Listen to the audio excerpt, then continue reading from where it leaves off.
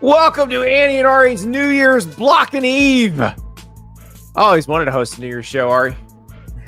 It's been my dream. Network. Yeah. We just need a giant, I need like a giant garlic bulb dropping behind me. Yeah, well, we're going live at 6:30 in the morning. Pacific on New Year's Day, Pacific time. Yeah, well, that's the time zone I'm in, so that's the one that affects me. Yeah, it's 8:15 now. Quit your whining. But no, what I'm saying is after this, I'm going to write, and then I'm going to go to bed because, like, I don't have the emotional ability to go out downstairs to the media room and start drinking and all this, and then wake up at 6:30 and then cover the game. So nobody wants to kiss another sports writer anyway. So yeah, well, the truth is that, like, I guess it is a sad state of affairs when your like New Year's plans are just being alone in a hotel room without your family. But here we are. I mean, that's been our existence for the entirety of our career. So like, it's not really anything new. So yeah, we did get room service burgers sent up here. So that's a good way to ring in the day. All right. You want to talk about this game? We put the pinky up when we sip our tea. All right. So I think we should start out with a question in the chat from Ferris, because I think it totally sums up the Penn State win against Boise State. Has James Franklin won a big game yet? So, like, the question is, does this count? Is that what he's getting at? Yeah, I lean yes. And look, it was a 17-point game. You were sweating the backdoor cover just now. It was the back door was open. And Boise State, I mean, look, that touchdown that was erased by the hands to the face penalty, that's where it fell apart. Yeah. If that touchdown happens, I think we're sweating a one-score game in the fourth quarter. Yeah, like the thing about that game was that it was like close on the scoreboard, but it didn't feel close in actuality to me. I don't know. It felt like to me that Penn State was destined to win that game 38-7, and like weird play calling and penalties and mistakes kind of helped Boise stay in it. But the type of performance that their defensive line put up and like the physicality that Penn State brought to the table, Andy, is kind of what I was anticipating. And, you know, I think that we have some big picture discussions that we're going to have hopefully tomorrow morning on the show. I don't think we should get into it here, but like I do wonder if, you know, as we're getting through this playoff and these games are coming, you know, the results of these games are coming through, if like just the sport isn't quite as flat as we thought it was, or if it's flat in a different way. And I think we should explore that tomorrow.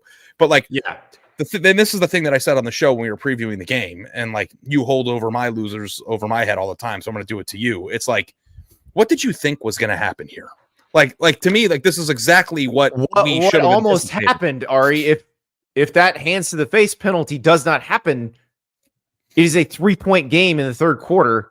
And by the way, on the next defense or the next possession for Penn State, which was after the interception, of course, like Boise State held them 3 and out. Like, yeah, Penn State got very lucky that happened. Yeah, it is interesting because I feel like Penn State now, first of all, let's go back to the beginning.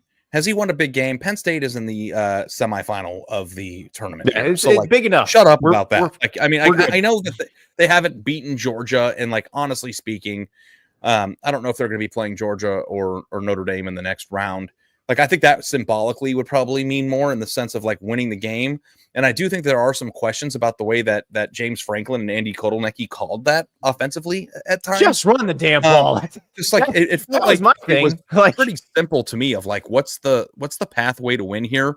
And the pathway to win was just beat the crap out of them physically, because I just don't think that if you watch that game, and I know that like it was kind of close there, quasi close there in the third quarter, but like there was one team that was heads and shoulders better than the other in this one. And it's just, the one team that had some aliens, like Tyler Warren's an alien. That touchdown catch he made, like the DB could not have covered that any more perfectly. Like, and you know, breaking the Penn State single season receptions record, you know, the only human on the field who could have caught that pass. Yeah. And like, listen, Penn State has definitely been the beneficiary of a more advantageous route than some of the other teams. But like also too, that's the system. And like, you don't penalize teams for that any more than you penalize teams that got good draws in the regular season. Like, I'm not going to sit here and be like, they don't get any credit because they had to only beat Boise. It's like, okay, well, you know, if they want to get where they're going, they're going to have to win a game. And if they don't win a game, you know, in the semis, then I guess we can revisit it. But like, these are big games. He won those games. So, you know, I do think that there were times in this game that you can kind of see the blueprint to me of how they're going to get beat, right? Like if they get a little cute offensively, try to, you know, do some things that are a little bit more outside of the box than just running the ball and taking advantages of your mismatches. And like, I don't know that I was really all that impressed with Penn State's receiver's ability to create space. Well, here's the thing, Ari. Whether it's Georgia or Notre Dame next week, there are no more mismatches other than whoever you put Warren on. But there are no, like, there was a point where that Penn State's running receivers at one particular Boise State DB because he could not handle it. And they were getting flags drawn on him or they were catching the ball. And eventually Boise State had to pull him. And that isn't going to happen against Notre Dame or Georgia. Like Notre Dame or Georgia can put an extra guy in the box and be perfectly fine playing man against Penn State's receivers. Yeah. Yeah. And they'll be playing teams that might not have the ability to get separation much either, too. But like, I feel like some of the ailments that Penn State has had this year, you can kind of feel them, even though they aren't going to cause them to lose against the teams that they were playing. That's all. So, you know, I think it's a great win. And like, listen, from a program perspective, like Penn State has constantly been in this like weird, what's the word? That's like not heaven or hell. Purgatory. Yeah. Where it's like they're 10-2. They're constantly being compared to Michigan and Ohio State. They're in a division with two of the premier programs in college football, and they can't get over the hump.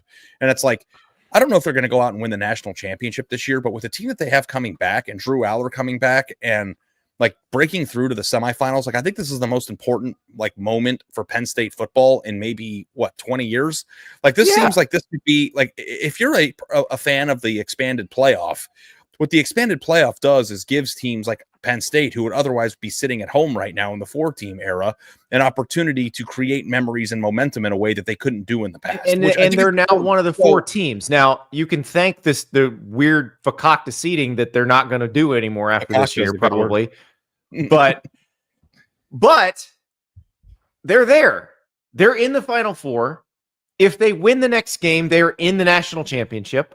They certainly are talented enough to play either of the 2 teams that they could possibly face in the Orange Bowl. They're certainly talented enough to beat either one of those teams on the right day. Like, and that's not something you would have said about Penn State football 3 years ago. Like, if they end up playing Georgia, like, it's not just, they have no chance to win that game. Like, that's not the way it is. So, like, from that standpoint, you know, I don't know what they're going to do at receiver, but I think that they need to do something in the offseason. They're in a pretty good spot. So, like, I think that they should feel good about themselves. And Boise played that game with every single ounce of energy that it had, right? Like, you can congratulate Boise State. They made some mistakes, but they were playing against a vastly superior, more talented team, which speaks to your point about the sport's not as flat as we've been saying. Yeah. And, you know, too, like Penn State is kind of a Cinderella in its own right, and not in the same way that Boise is, but it's like Penn State in the semifinals for the first time in the playoff era is a really awesome thing. And if they get matched up with Georgia, because there's a really good chance that that's what happens, it'll be very interesting to see them line up across the way from Georgia and how that By the way, but they've already, in case you're wondering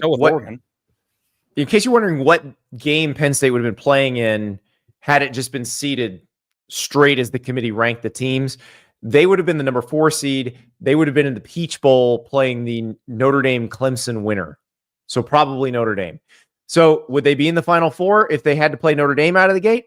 I don't know, but so it's possibly going to work out the same way Notre Dame probably would have anyway. So like, you know, that's, and like, listen, if you don't like, I cannot possibly have another discussion about whether or not we should be, you know, the right teams got in or what the seeding should look like. We'll have an entire have that discussion, and we're going to have the big Alabama discussion on the show in the morning, by the way. Yeah. And we will, but like at the same time, Boise and SMU do not suck. Okay. They might not be athletically up to par with some of the teams that are competing for the national championship still, but we knew that. Okay. And beating the crap out of SMU And Boise in back-to-back games, though, is not the same thing as beating a Georgia and a Notre Dame or a Texas and an Oregon or whatever. Like, it's not easy to beat the crap out of teams that good in back-to-back games, right? Like, it's not like they just like got to play Southeastern Louisiana State University or something. Like they're playing good teams with great players. And they beat SMU easily. And other than the moments we were talking about where they're sweating in the third quarter, and yes, that penalty happened, but Penn State also turned that into an interception and gave up 0 points on that drive, which effectively ended the game. So I see a lot of this like Jenty got humbled stuff. It's like, what did you think Penn State was going to do? They sold out their entire defense to stop him. I actually thought that Boise moved the ball really well. Before we get to those spicy and saucy takes about Ashton Jenty, I got to tell everybody about Wendy's Saucy Nuggs. You've had Wendy's Nuggs dipped in sauce, but have you had them covered in sauce? Wendy's new Saucy Nuggs take the crispy and spicy nugs you love and turn them up to 11. Choose between flavors like buffalo, honey barbecue, garlic parm, or if you're a real heat seeker, try the spicy ghost pepper only on Wendy's signature Saucy Nuggs. I dare you. That's 7 delicious ways because you have the 3 spicy varieties of buffalo, honey barbecue, and garlic parm. 7 delicious ways to try the nugs you already love. Pick a flavor, grab some extra napkins, and prepare to nug like you have never nugged before. For a whole new way to nug, it's got to be Wendy's. I will be ringing the new year with some Wendy's Saucy Nugs because my son last week pulled the okey doke on me. He's like, order 20. I'll save you some. He didn't save me any. Now I got to have some nugs. So Wendy's Saucy Nugs at participating U.S. Wendy's. Andy, I need you to help me workshop something. Let's not get to Jenty yet. Can we do Jenty after what I'm going to ask you? Yes. So I'm going to write after this, okay? And I'm like kicking through a few things here. But I think I want to write about Drew Aller, okay? Okay. And we were texting about this earlier, and we saw Dane Brugler's tweet, and we were talking about it before he tweeted that out. What did you think of Drew Aller's performance in this game? He finished 13 of 25 for 171 yards, 3 touchdowns, no picks. And you look across the way, and Maddox Madsen was 23 of 35 for 304 yards, a touchdown, and 3 interceptions.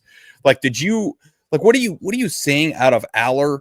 Because, like, to me, I feel like he has illustrated like certain traits that make me super excited about him as a NFL quarterback prospect, but at the same time, don't think he's playing his best football. Like, I don't know how to judge him right now. The second touchdown pass, the one touchdown pass that was not to Tyler Warren, is one of the best throws you'll see in college football all season. There's, I think Shedeur can make that throw. I think Cam Ward can make that throw. Like, of the guys who are going to be in this year's draft class, they might be it in terms of the people who can make that throw. And you just saw the throw on the screen. So that is what we're talking about here. You're talking about the one that was caught by Omari Evans? Oh, yes. The one that's playing here. Yeah. Okay. Yes. It was absolutely beautiful. You could not have placed it any better than that. And, you look at some of he's a little off on some of those. Like, there was one to Tyler Warren where Tyler Warren's wide open. Boise State basically forgot to cover him. And he sailed it a little bit. So there's a little bit of that he's got to clean up. But the thing about Drew Aller that I find interesting, and this is to your point, because you brought this up on social media during the game, because Drew Aller has said he's coming back to Penn State next year. I'm not entirely certain Drew Aller isn't one of the top 3 quarterbacks in the 2025 quarterback draft class. Well, Dane Brugler, if he decided to go, basically already said he is. Yeah. And like the thing is like you get a lot of he's trash during the game. And like part of that is he's super young. And part of that also is or the calculus of whether or not he's a top 3 is who else is in the draft. Here's the other thing I will point. Here's the other thing I will point out that is different and kind of unique to Drew Aller compared to most top NFL QB draft prospects. When Drew Aller gets to the NFL, his receivers will be better relative to the DBs they're playing than his Penn State receivers this year are relative to the DBs they're playing when they play good teams. Does that make sense? Like, yes, but I also think that in the NFL, players get less open usually. They do get less open, but I do think he's going to be dealing with better receivers than he is now. And even relative to NFL talent, because obviously the NFL DBs are going to be better than most of the DBs they play. But that's not normal. Like, Shador's receivers are really good. Are you reading this? The chat? Like the chat? Yeah, like people I'm trying not to let the chat derail me here. Okay, I know, I'm just saying, like, but I just think that it's like a really interesting viewpoint, because I do think that the chat a lot of times echoes like public sentiment, because the people who are here are smart. And I think that a lot of people just don't, first of all, like, even if you think he stinks, like, there's two conversations here. Here's one from Eric.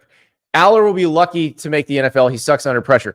Eric, I guarantee you Aller will make an NFL roster. He'll probably draft it in the top 2 rounds, whether he comes out this year or next.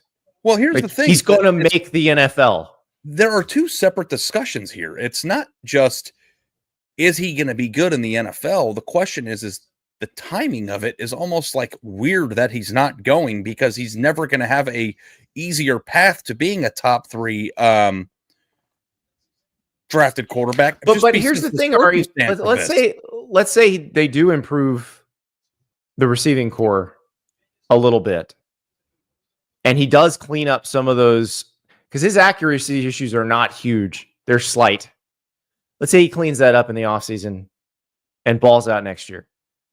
He's potentially the first guy off the board, because they love, like, he's everything they love. He's 6'4". He's 240 pounds. Like, he's durable enough and he's fast enough. If he gets flushed, he can get you some yards. Like, he's not Josh Allen athletic, but he's fast enough to get you some yards if he gets flushed. Like, they want him to succeed. The NFL people want someone built like this to be their quarterback. Yeah. I just kind of feel like, and maybe it's just my financially driven brain, that it's like insane to me that he's not going. But we did look up today the difference between number 1 overall and number 15 overall, and it's a $20 million discrepancy. So, like, there is money to be made by returning while so, like, I don't know. You also remember, you're also a year closer to your next contract and all that. So I don't know if the math completely works out. Either way, because the real money in the NFL is your second contract, right? But it also may be that he feels like he needs one more year of college, because this is not a Carson Beck situation where like Todd McShay got on Carson Beck, but Carson Beck's been in college 5 years. Yeah, I think Drew Allen's been in college 3 years. Yeah, but I think he's actually 20 too. Like I like 20. Yeah, he's much younger than most of these guys. But also, like, here's the thing. Like, we're talking about this game.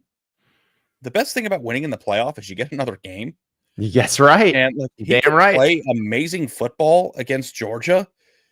Like, all it takes is one game of looking awesome. Like, I just keep going back to the CJ Stroud Georgia game a few years ago, and like what that game told us about him as an NFL prospect, because there was a lot to not like about him going into that game. And then he played the best game of his entire life. And then it was like, that's the game that basically told you everything that you needed to know about who he is in the NFL. Yeah. And it's like I feel like the fact that it's already been declared is insane. And if he changes his mind, then like Penn State could be in an interesting scenario with Bro Pabula, who already left. It's like a weird thing. I think they're going to try to keep recruiting him, but I don't think he makes that declaration unless he plans to really follow through on it and stay. Yeah. Yeah. Well, I mean, also too, like, life comes at you fast. Like, if he goes out and he's 33 of 38 for 5 touchdowns against the Georgia defense or Notre Dame defense, right? Which also puts them in the national championship game if that happens. I also question too, if, like, is it too late for him to play into QB1 right now? Well, what you just described certainly would make the case, and then you have to make that decision, because if you can be QB1, then or 1-1. Because that's probably what it is, because the Patriots have the number 1 pick right now. That's still, we don't necessarily know how that's going to land, because the games have to be played this weekend. But let's say the Patriots, they'll trade it to somebody who needs a quarterback, and it's going to be a quarterback. Mm-hmm. Or they'll take Travis Hunter, and then the next team's going to take a quarterback. So, yeah. And it's like, also too, if you make it to the national title game, it's like, why are you returning? Like, you already got to the pinnacle. But a lot of that, I'm going to try to work through that after this. Well, let's talk about Ashton Jenty, because obviously he's a guy that was a massive discussion point for the entire season. 30 carries, 104 yards. His long was 26, which was on a 3rd and 21. When he hit that one, I was like, oh, they're not dead yet. Yeah, I love all the people. By the way, these are the same people who are yelling at us because we said Travis Hunter should win the Heisman, who are now telling us that Jenty's trash. Like that all these people in the chat. Like J Floyo 11, Jenty is not draftable early. Jenty's getting drafted in the first round. Like he's special. Because guess what? His line's not very good. In the NFL, his lineman will be a lot better. I just feel like piling on Jenty tonight is like a misunderstanding of how football works.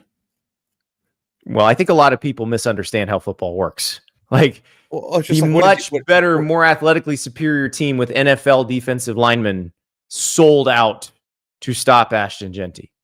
Maddox Madsen threw for 300 yards because Penn State was worried about Ashton Jenty. And guess what? Penn State chose correctly.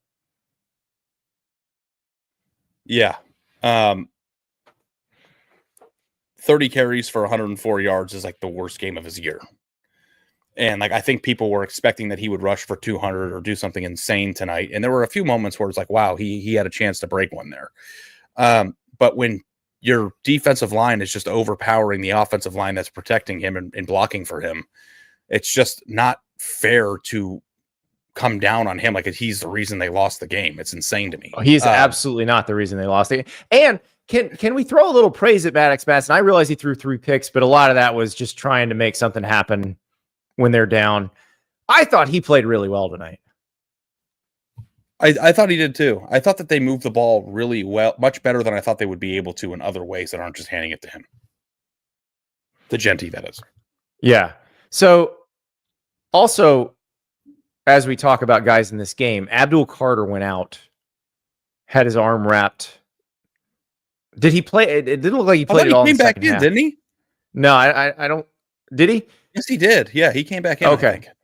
Okay. Well, I want him to be healthy. I mean, he needs to be healthy or healthy. Wait, no, I don't know if that. Sorry, yeah, I don't think he came. I don't think he came back in. Yeah. Sorry, because they kept showing him on the sideline there. Yeah, but I do think it may have been a situation, and I'm hoping it was a situation where they were thinking, okay, this game is in hand. We don't need him to finish this one out, and maybe we can get him back. Well, that's the hope. Yeah. I mean, you don't want. He's their best player overall, period, right? Yeah. I mean, he's Tyler Warren might be their best player. They're both first round draft picks. So I think Abdul Carter's probably a higher draft pick, but they're both very, very good. And look, Penn State's got a lot of dudes. Like we haven't said anything about Katron Allen or Nick Singleton. Yeah, they ran really well tonight. Who were dominant? Katron Allen especially. Yeah. Oh, Singleton hit the home run to put it away. So yeah, yep. And that tends to happen when a team. I just keep coming back to, athletically speaking, like Penn State was the superior team at every position but one, and in the one position that it's not, they had Katron Allen and Nick Singleton. So, like, great win. I've got a feeling, just a hunch, that the first game of tomorrow is going to go like this too. I think that the first 6 games of this thing are going to all be, semi-lopsided games. But I'm super excited to really hash this stuff out with you in the morning and really look into the day, because it's going to be a hell of a day. We got a big podcast in the morning and one at night. Oh, we have so much to talk about. So we're going to be on tomorrow morning and tomorrow night. We're going to preview the games tomorrow morning, but we also have a lot to talk about with the non-playoff bowls. Because listen, all of you who say all we concentrated on is the playoff, I think the most interesting thing that happened today was not in the playoff. Like, we got to talk about the Alabama-Michigan game. We got to talk about Beamer versus Bielema in the South Carolina-Illinois game. Like, there was some stuff going on in the other bowls. So we'll talk about that. We'll talk about what happens next with Jalen Milroe. We'll talk about the Fiesta Bowl, the Rose Bowl, the Sugar Bowl, which will determine what the rest of the bracket looks like. And it will be spectacular. It will be, as Ari says, electric. Thank you to the Fiesta Bowl for the lovely B-roll, so that when I'm talking about a perfect Drew Aller pass, it just appears with a shot from the end zone. Look at this throw. Look at this freaking throw. So thank you, Fiesta Bowl, for that B-roll. That might be the lead. That might be the lead right there, pal. What a freaking throw. God, that was gorgeous. Okay, everybody. If you're on the East Coast, you got 20 minutes till the ball drops. Go kiss somebody you love. Thank you for being here. I'm going to kiss my pillow. Giving us a wonderful year. Ari's going to kiss his pillow in a random Sheraton in Los Angeles. But really, as we enter this new year, we cannot do this without you. Mm-hmm. Thank you so much. Thank you for telling your friends about us. Thank you for liking, subscribing on YouTube, on Spotify, on Apple Podcasts. Thank you for the chat, even though sometimes I'm mean to you guys, and I'm sorry about that, but I love you all. And hey, let's do this again in the morning, 9:30 a.m. Eastern time, 6:30 a.m. Ari time. We'll talk to you then.